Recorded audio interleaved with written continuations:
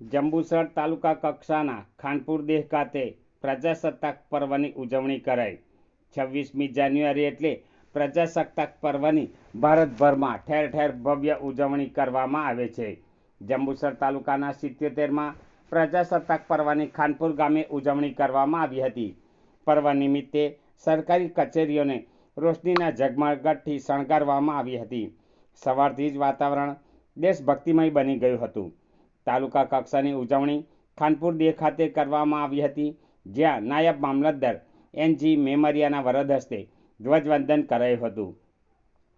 આ સહિત જંબુસર નગરપાલિકામાં શહીદોનું પૂજન પ્રમુખ અમીષાબેન શાહ તથા સદસ્યો, કર્મચારી મિત્રો, અગ્રણીઓ દ્વારા કરવામાં આવ્યું હતું અને પ્રાથમિક શાળાના વિદ્યાર્થીઓ દ્વારા પ્રભાત ફેરી યોજી જે નગરપાલિકા કચેરીથી કોટબારણા આઝાદ ચોક ખાતે પહોંચી હતી અને કોટબારણા ખાતે નગરપાલિકા પ્રમુખ અમીષાબેન વિરેનભાઈ શાહના વરદ હસ્તે ધ્વજવંદન કરાયું હતું।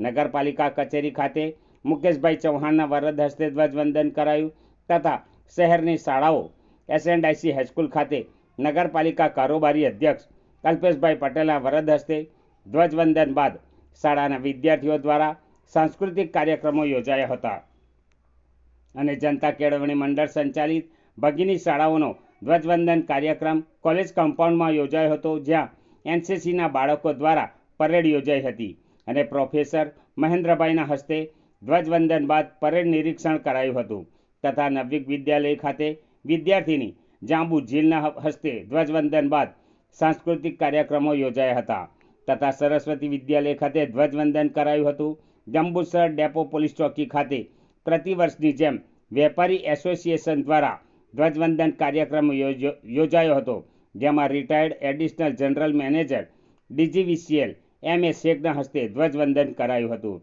આજરોજ યોજાયેલ ધ્વજવંદન કાર્યક્રમમાં મોટી સંખ્યામાં અગ્રણીઓ, નગરજનો, બાળકો જોડાયા હતા।